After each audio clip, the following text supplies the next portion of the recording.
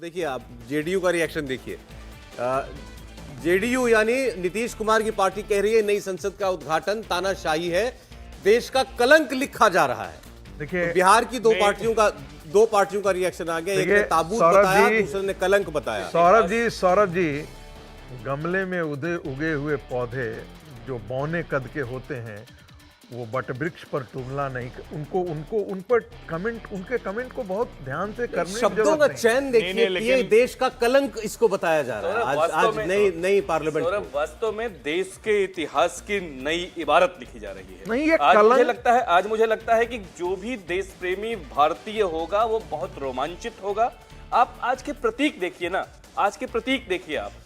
पुराने से प्रधानमंत्री जी अंदर प्रवेश किए हैं, पुराने संसद भवन के सामने राष्ट्रपिता को उन्होंने पुष्पांजलि दी है, पुराने से नए की ओर गए हैं और उसके बाद वहां जाकर संगोल के सामने जिस तरह से वो साष्टांग हुए हैं, कहा जा रहा था साहब ये तो संगोल उसका मोनार्की का प्रतीक है, राजसत्ता का, राजशाही का प्रतीक है। वहां जाकर वो साष्टांग हुए हैं।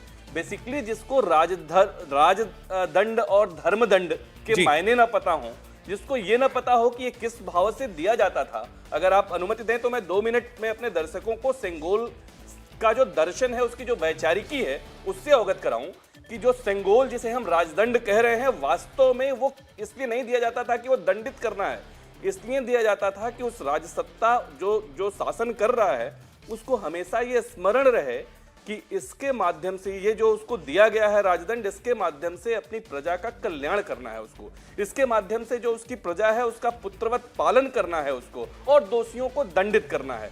इसके अलावा एक मैं अभी जिसका जिक्र कर रहा था ब्रेक से पहले, जी ऐतरेय ब्राह्मण का जिसका जिक्र कर रहा था, बड़ी रोचक घटना है इस राजदंड को लेकर और राज्याभिषेक की पूरी प्रक्रिया को लेकर कि जब पुरोहित राजा का राज्याभिषेक करता था और उसको इस सिंबल को, राजदंड को उसे देता था और उसके मायने बताता था, वो बड़ी लंबी बातचीत है। तो राजा ये पूछता था कि क्या यही सर्वोच्च है, यही सबसे बड़ा है? ऐसे में उसके पीठ या उसके सर पर एक डंडे से 3 बार मारते हुए वो कहता था पुरोहित कि नहीं, इससे ऊपर है धर्मदंड, धर्मदंडोसी। कहता था कि अगर तुम्हें कभी ये भ्रम हो जाए कि यही अंतिम ताकत है या तुम ही सबसे शक्तिशाली हो, तो या तो तुम्हें हमसे परामर्श करना चाहिए या धर्म, जो अभी बात कह रहे थे आदरणीय संगीत भाई साहब की, ये पंथ कहना चाहिए। उसके पीछे एक बड़े मायने हैं उसके कि धर्म इस देश में रिलीजन का अभिप्राय नहीं है, पर्याय नहीं है। रिलीजन और धर्म एक नहीं है। जब हम धर्म कहते हैं तो उसके मायने बहुत बड़े हैं। हम धृति, क्षमा, दमोस्तेयम, शौचम, इंद्रिय निग्रह, धीर, विद्या, सत्यमक, क्रोधो, दशकम धर्म लक्षणम वाले लोग हैं।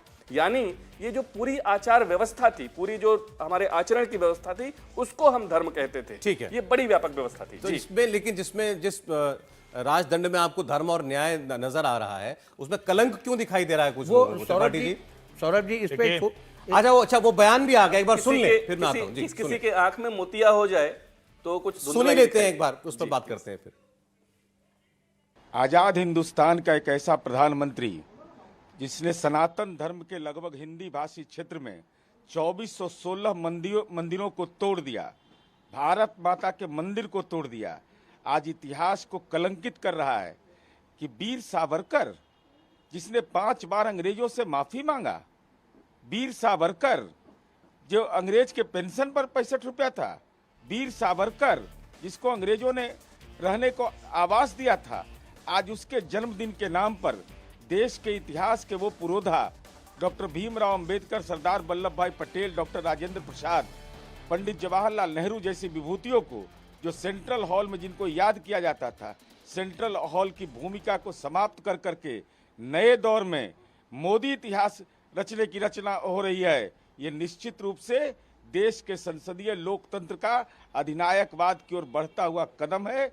इसीलिए जनता दल यू ने ऐसे सवाल पर, जब देश का राष्ट्रपति आदिवासी हो, महिला हो, और तस्वीर भी उन्होंने हाथ में ली हुई है और कह रहे हैं अधिनायकवाद की ओर देश बढ़ता जा रहा है, तो तरह तरह की प्रतिक्रियाएं। एक ब्रेक ले लेता हूं, फिर आप सबकी प्रतिक्रियाएं ले लूंगा एक बार। जी बहुत जरूरी है तो बोल लीजिए जी। इस देश के चरित्रहीन नेता, इस देश का भ्रष्ट और भ्रष्टाचार में जेल खाया हुआ नेता ऐसे कुसंस्कारित लोग यदि सावरकर पर टिप्पणी करें तो मुझे नहीं लगता है इस देश का मानस भी उनको स्वीकार करेगा। वो टिप्पणी करने के लिए कर रहे हैं। ऐसे लोगों को जैसे होता है ना, विक्षिप्त अवस्था में कोई आप देखते होंगे कि मंडी चौक पर बोलते रहता है कपड़ा फाड़ करके, तो वो उनकी स्थिति वही है। इससे ज्यादा इस पे गौर करने की आवश्यकता नहीं और है। अब सावरकर जी के इस मुद्दे पर सावरकर जी के इस मुद्दे आप पर बोलिएगा, एक और ब्रेक के स्टेटमेंट बाद मैं सुनवा रहा हूं, मैं आ रहा हूं, मैं समझ रहा हूं। और मैंने आपसे पहले ही कहा था, सावरकर जी का आज की जन्म जयंती है, इसको लेकर है विवाद, इसलिए विपक्ष का ना आने के पीछे एक और बड़ी वजह ये भी है। दुष्यंत गौतम बीजेपी नेता, उनका एक स्टेटमेंट आया, वो भी सुन लीजिए, फिर बात करते हैं। के लिए है कि आज नई पार्लियामेंट मिल रही है। उससे पहले हम अपने बच्चों को यही बता पाते थे, देखिएगा हमारा देश आज़ाद हुआ, ये मुगलों ने बनाया, ये अंग्रेजों ने बनाया। आज हम आत्मनिर्भर भारत की ओर बढ़ रहे हैं, अनेकों ने एक पहचान अपनी छोड़ने का काम कर रहे हैं। तो मेरे लगता है कि ये हमारे लिए बहुत ही ऐसा दिन है जो हमें याद दिलाता है कि हम भी आज़ाद भारत में अपने पैरों पे खड़े हुए, विश्व को एक हम संदेश दे रहे हैं कि वो भारत नहीं रहा है जैसा भारत आप पहले सोचते थे। लेकिन जिस तरीके से के बाद एक ट्वीट आना, आरजेडी ने एक ट्वीट किया है जिसमें 2 पिक्चर दिखाई गई, एक नई संसद भवन की जो तस्वीर है वो, और उसके ठीक बगल में एक ताबूत रखा है, और उन्होंने प्रश्न कहा है कि ये क्या है।